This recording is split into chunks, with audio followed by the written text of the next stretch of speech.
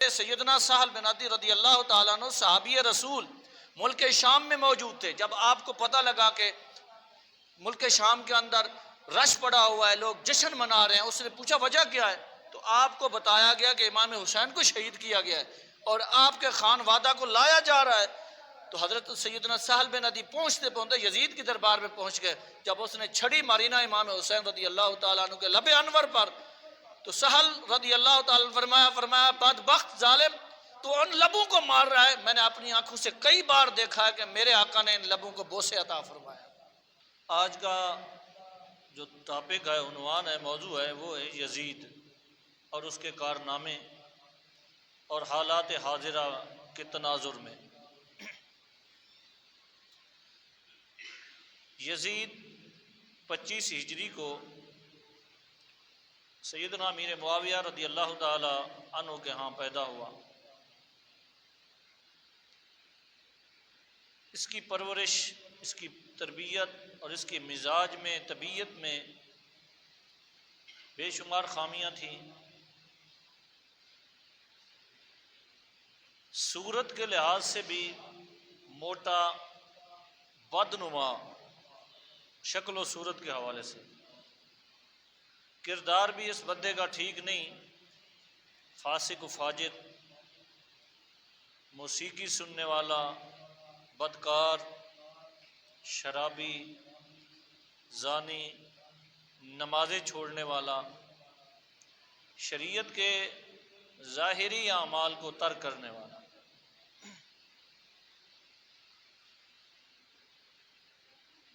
جب حضرت سیدنا امیر معاویہ رضی اللہ تعالیٰ عنہ کا انتقال ہوا 60 ہجری میں،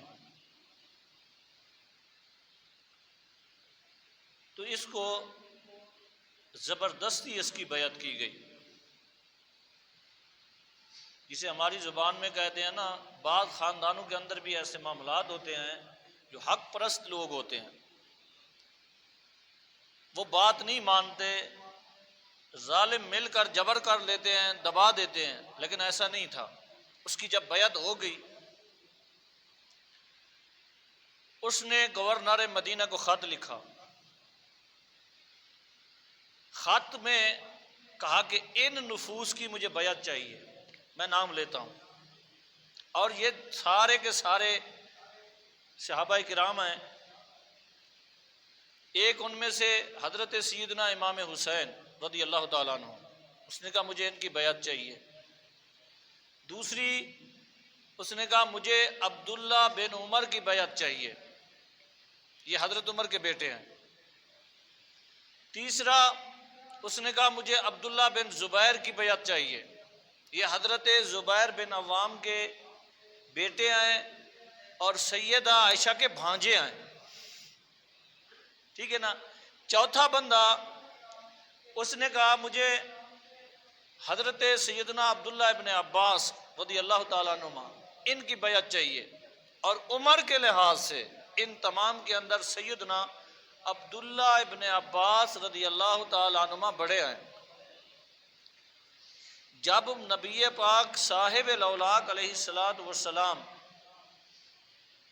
مکہ چھوڑ کر مدینہ انور میں ہجرت فرما کر تشریف لائے، تو سب سے پہلا جو مہاجرین کے ہاں بچہ پیدا ہوا، سب سے پہلا اس بندے کا نام عبداللہ ابن عباس رضی اللہ تعالیٰ عنہ ہے. تو اس نے کہا ان لوگوں کی مجھے بیعت چاہیے. اور یہ حضرت امام حسین، آپ سمجھتے ہیں مولا کائنات کے بیٹے ہیں، آپ کی شخصیت، آپ کا کردار، آپ کی سیرت، آپ کا صورت، آپ سب کچھ. اسی طرح حضرت سیدنا عبداللہ ابن عمر رضی اللہ تعالی عنہما حضرت عمر کے بیٹے ہیں، علم میں، عمل میں اور نبی پاک صاحب الاولاق علیہ السلام کی شریعت کی تابعداری میں، نبی پاک علیہ السلام کی سنتوں کو زندہ کرنے میں آپ کی مثال نہیں ملتی. اور پھر سیدنا عبداللہ بن زبیر رضی اللہ تعالیٰ عنہ کی بھی علم میں، فضل میں اور سیاسی بصیرت میں کوئی مثال نہیں ملتی. حضرت سیدنا عبداللہ بن عباس رضی اللہ تعالیٰ عنہ جو سب سے زیادہ قرآن کے بڑے قاری ہیں، بڑے مفسر ہیں، ترجمان القرآن آپ کا لقب ہے کہ قرآن کے ترجمان ہیں، کہ قرآن کے رموز، اوقاف، قرآن کی تفاسیر سے، قرآن کی نکات سے اللہ رب العالمین نے جو قرآن نازل کیا اس کے اندر جو مرادیں، جو حکمتیں، جو فوائد، جو دروس، جو نصوح، جو عبرتیں،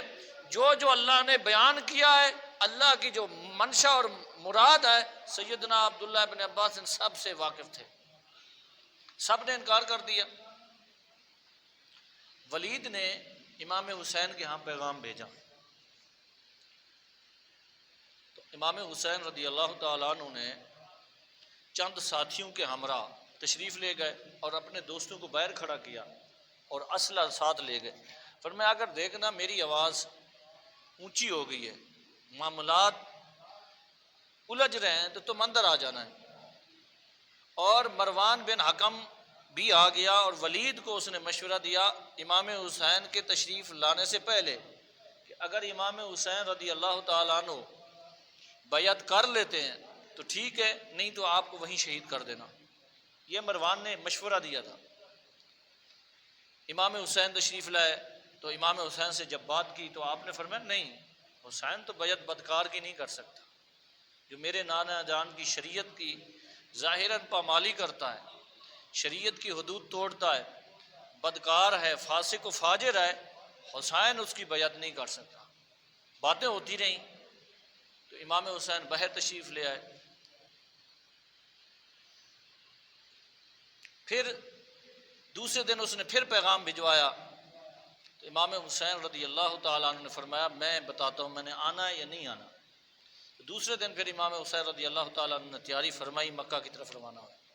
اور ان نفوس نے جن کا میں نے ذکر کیا،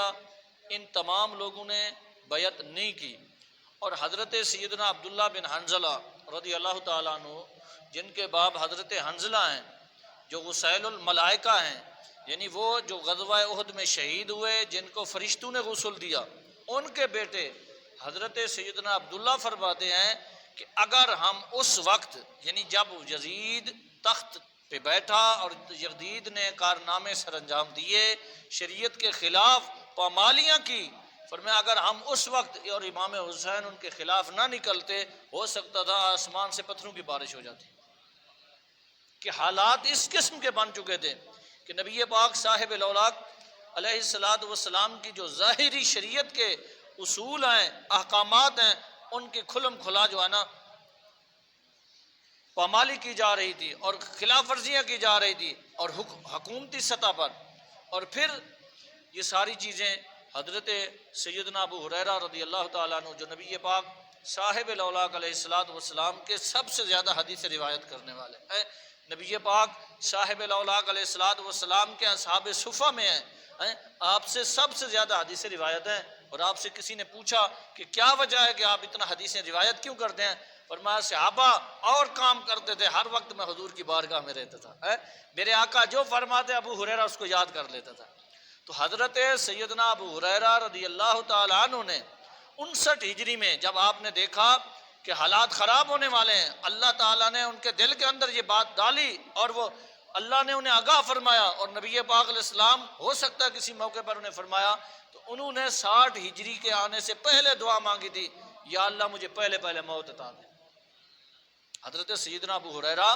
رضی اللہ تعالیٰ عنہ نے 60 ہجری سے پہلے 59 ہجری کے اندر دعا مانگی، اور پھر اللہ رب العالمین نے آپ کو 59 ہجری میں موت عطا فرمائی ہے۔ اور یہ دعا کے الفاظ ہیں، یا اللہ مجھے فتنوں کے دور سے اور لڑکوں کی حکومت سے پناہ عطا کر اور مجھے اپنی بارگاہ میں بلا لے۔ یہ یزید کے کارنامے ہیں۔ اس کے بعد جب 60 ہجری میں سیدنا امام حسین رضی اللہ تعالیٰ عنہ مکہ سے پھر روانہ ہوئے میدان کربلا کی طرف، کوفیوں کے خطوط، یہ عربی کے اندر مقولہ ہے کوفی لا یوفی، کہ کوفہ والے کبھی بھی وفا نہیں کرتے، کوفی لا یوفی کہ وہ وعدے کی پاسداری نہیں کرتے۔ اور یہ بات الگ نہیں، ان لوگوں نے بھی لکھی ہے جو دوسرے ہیں کہ امام حسین کو انہوں نے 4000 خطوط بھیجے۔ کتنی؟ 4000 خطوط۔ آپ نے 2 توڑے قائد ہیں، اس وقت توڑے تو نہیں ہوں گے، توڑے بورے نہیں ہوتے، اتنا بڑی چیزیں 2 بھر کر لائے تھے امام حسین رضی اللہ تعالیٰ عنہ، جو مدینے کے اندر بار بار بھیجتے رہے کوفہ والے کہ آپ کوفہ میں آئیں ہم نے یزید کی کیا کرنی ہے؟ خلاف بغاوت کرنی ہے اور آپ سے بیعت کرنی ہے اور آپ کا ہم نے ساتھ دینا ہے۔ لیکن سیدنا امام حسین رضی اللہ تعالیٰ عنہ جب تشریف لے گئے، ان لوگوں نے بھی لکھا ہے یہ بات کہ امام حسین رضی اللہ تعالیٰ عنہ کا ساتھ نہیں دیا، یزید کا ساتھ دیا۔ اور فرماتے ہیں انہوں نے، امام حسین نے باقاعدہ جب آمنا سامنا ہوا نا، آپ کے بے شمار خطبات ہیں، آپ بے شمار باتیں ہیں میدان کربلا کے راستے کے اندر بھی، وہاں ان سے بھی باتیں آپ نے فرمائی ہیں۔ خط نکالتے بوری سے اور سامنے کھڑے ہو کر بندے جانتے تھے نا فلاں، فرما زہیر تو ہے، فلانا تو ہے، یہ تیرا خط ہے، تو نے مجھے کیا کہا تھا؟ ملا باقر مجلسی لکھتا ہے کہ انہوں نے گردنیں نیچے کر لی، امام کے خلاف تلواریں بلند کر دی۔ یہ اتنا بد وقت لوگ تھے۔ جب امام حسین رضی اللہ تعالیٰ عنہ شہید ہو گئے، آپ کو شہید کرنے کے بعد پھر آرڈر آیا کہ امام حسین رضی اللہ تعالیٰ عنہ کے سر کو قلم کیا جائے، جسم سے دور الگ کیا جائے، وہ کرنے کے بعد کہ نیزوں کے اوپر چڑھا کر میری دربار میں لایا جائے۔ یہ یزید نے کہا، یہ یزید نے کہا کہ میری دربار میں امام حسین رضی اللہ تعالیٰ عنہ کا سر انور لایا جائے، اور امام حسین میدان کربلا لے کر دمشق تک امام حسین رضی اللہ تعالیٰ عنہ کا سر انور اور امام زین العابدین کے ہمراہی میں جو اہل بیت اطہار کے نفوس سے خواتین تھیں، وہ یزید کی دربار میں لے گئے، اور باقاعدہ ایک تھالی کے اندر، جسے ہم تھالی کہتے ہیں نا، تاشت پارات، اس کے اندر یزید کے سامنے لایا گیا اور یہ کہا گیا کہ یہ وہ بندہ ہے کہ جو آپ سے بغاوت کرتا تھا، آپ کی بیعت نہیں کی، آج ہم نے کامیابی کیا اور اس کا تن سے سر جدا کر کے تجھے تحفہ دے دیا ہے۔ تو باقاعدہ تاریخ میں لکھا ہے کہ یزید نے اس وقت اٹھا اور چھڑی اس کے ہاتھ میں تھی، چھڑی سمجھتی ہیں نا، چھڑی تھی، اور امام حسین رضی اللہ تعالیٰ عنہ کے لبوں پر مارا، کہا کہ آج ہم نے بدر والوں کا بدلہ لے لیا ہے۔ باقاعدہ اس کے یہ تاریخی الفاظ ہیں۔ اور یہ حضرت سیدنا سہل بن عدی رضی اللہ تعالیٰ عنہ صحابی رسول ملک شام میں موجود تھے۔ جب آپ کو پتہ لگا کہ ملک شام کے اندر رش پڑا ہوا ہے، لوگ جشن منا رہے ہیں، اس نے پوچھا وجہ کیا ہے؟ تو آپ کو بتایا گیا کہ امام حسین کو شہید کیا گیا ہے اور آپ کے خان وادہ کو لایا جا رہا ہے۔ تو حضرت سیدنا سہل بن عدی پہنچتے یزید کی دربار میں پہنچ گئے۔ جب اس نے چھڑی ماری نا امام حسین رضی اللہ تعالیٰ عنہ کے لب انور پر، تو سہل رضی اللہ تعالیٰ فرمایا بدبخت ظالم، تو ان لبوں کو مار رہا ہے، میں نے اپنی آنکھوں سے کئی بار دیکھا ہے کہ میرے آقا نے ان لبوں کو بوسے عطا فرمایا، میرے آقا نے ان لبوں کو بوسے عطا کیے ہیں۔ تو یہ ایسا بڑا بدبخت اور ظالم بادشاہ تھا اور بڑا بد نصیب تھا۔ اس کے بعد پھر کیا ہوا کہ جب یہ باتیں ہو گئیں، امام حسین شہید ہو گیا، آپ کے نفساء اور آپ کے رفقا جو خواتین امام زین العابدین رضی اللہ تعالیٰ عنہ کے ہمراہ مدینہ پاک میں آئے، پھر بھی اس کو کیا ہے، غصہ ٹھنڈا نہیں ہوا اس بدبخت ظالم کا، بدکار کا، فاسق کا، فاجر کا۔ اس نے پھر 63 ہجری میں کہا جاؤ تمہارے لیے مدینہ پاک حلال ہے، مدینہ پاک حلال ہے۔ 10,000 لوگوں کو اس نے شہید کیا مدینہ پاک میں، 3 سے 4,000 صحابہ کرام علیہم الرضوان ہیں، اور 3 دن مسجد نبوی شریف کے اندر اذان نہیں ہوئی، اقامت نہیں ہوئی۔ حضرت سیدنا سعید بن مسیب رضی اللہ تعالیٰ عنہ جب فوج مسجد نبوی میں گھسے ہی نا، تو آپ گھر نہیں جا سکے، آپ ممبر کے اندر چھپ گئے، نیچے لکڑی کا ممبر تھا نا، چھپ گئے۔ فرماتے ہیں 3 دن اور 3 راتوں تک اذان بھی معطل، اقامت بھی معطل، نماز بھی معطل۔ کہتے ہیں مجھے کیسے پتا چلتا تھا؟ 3 دن ہر نماز کے وقت روضہ انور سے اذان بھی ہوتی تھی، اقامت بھی ہوتی تھی، مجھے پتا چلتا تھا کہ اب فلاں نماز کا وقت ہو گیا۔ اور سیدنا سعید بن خدری رضی اللہ تعالیٰ عنہ، یہ ان 7 صحابہ کرام میں سے سیدنا سعید الخدری رضی اللہ تعالیٰ عنہ جو سب سے زیادہ نبی پاک علیہ الصلوۃ والسلام کی احادیث کو روایت کرنے والے ہیں، یہ نبینا ہو گئے تھے، یہ مسجد نبوی میں موجود تھے، انہیں تھپڑ مارے گئے، ان کے منہ پر تھپڑ مارے لشکر یزید نے۔ 3 دنوں تک مدینہ پاک کی بے حرمتی کی گئی، منبر رسول کی بے حرمتی کی گئی، اور پھر سب کچھ کیا گیا۔ اور اس کے بعد سیدنا عبداللہ بن زبیر رضی اللہ تعالیٰ عنہ، جن کے بارے میں میں نے کہا تھا نا یہ 5 بندے ہیں، یزید نے کہا ان 5 کی بیعت چاہیے، تو آپ مکہ میں موجود تھے، آپ نے اعلان بغاوت کیا ہوا تھا۔ حضرت سیدنا عبداللہ بن زبیر رضی اللہ تعالیٰ عنہ نے، اس نے کہا لشکر کو بدلو یہاں سے، مدینہ سے مکہ جاؤ۔ سیدنا عبداللہ بن زبیر رضی اللہ تعالیٰ عنہ مکہ پاک میں موجود تھے، کہا ان کو وہیں شہید کر دو۔ سیدنا عبداللہ بن زبیر رضی اللہ تعالیٰ عنہ کو شہید کرنے کے بعد کعبہ کی دیوار کے ساتھ لٹکایا گیا۔ آپ کی والدہ سیدہ اسما رضی اللہ تعالیٰ عنہ جو سیدہ عائشہ کی بہن ہے، حضرت زبیر بن عوام کی زوجہ ہیں، سیدنا صدیق اکبر کی بیٹی ہیں، جب آپ کو بتایا گیا نا 3 دنوں کے بعد، اور 3 دن تک آپ کی لاش لٹکی رہی مکہ پاک میں، اور تینوں دن خون بہتا رہا، تینوں دن خون بہتا رہا، اور پھر جب آپ کی والدہ نے بہت بوڑھی ہو چکی تھی، بہت بوڑھی ہو چکی تھی، اور آنکھیں کی جو پلکیں ہیں بالکل اوپر آ چکی تھی، جب آپ گئی نا، آپ نے ایسے آنکھوں سے کہا، فرمایا ابھی تک شاہ سوار نیچے نہیں اترا۔ تاریخی الفاظ ہیں آپ کی والدہ کے کہ میرا بیٹا حق پہ شہید ہوا ہے اور اللہ کے دین کا دفاع کرتے ہوئے شہید ہوا۔ سیدہ اسما روئی نہیں کہ میرا بیٹا شہید ہو گیا اور شہید کرنے کے بعد اسے لٹکا دیا گا، فرمایا نہیں، ابھی تک شاہ سوار نیچے نہیں اترا۔ یہ تاریخی الفاظ ہے سیدہ اسما رضی اللہ تعالیٰ عنہ کے۔ اور پھر یزید کا لشکر نے کعبہ شریف پر حملہ کیا، کعبہ کی دیواریں جلائی گئیں، منجنیق کے ذریعے غلاف جلا دیا گیا، اور کعبہ بھی حلال کیا گیا 3 دن۔ اس